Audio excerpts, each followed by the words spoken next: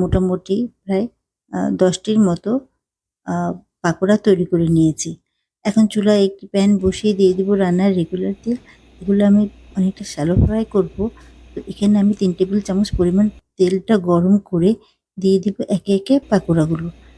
তো যেহেতু পুঁইশাকের পাকোড়াগুলো একটু বড়, তো আমি ১ম ধাপে ৪ টি দিয়ে দিব।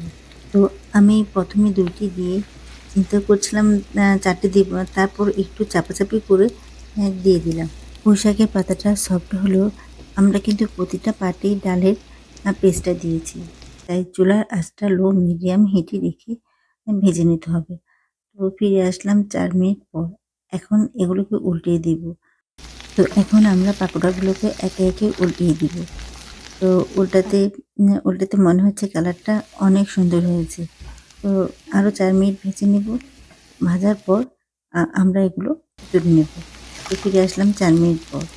আবারও পাকোড়াগুলোকে একটু উল্টিয়ে পাল্টিয়ে এখন আমরা এটাকে তুলে দেখাচ্ছি দেখতে কেমন হয়েছে। এটা দেখতে যত সুন্দর হয়েছে, মাশাআল্লাহ খেতে অনেক ভালো হয়েছে।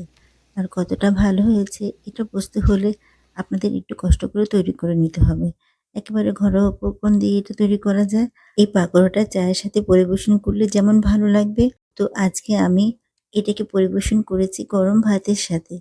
তো সবাই অনেক ভালো থাকবেন আর আমার জন্য দোয়া করবেন। ততক্ষণ পর্যন্ত আল্লাহ হাফেজ।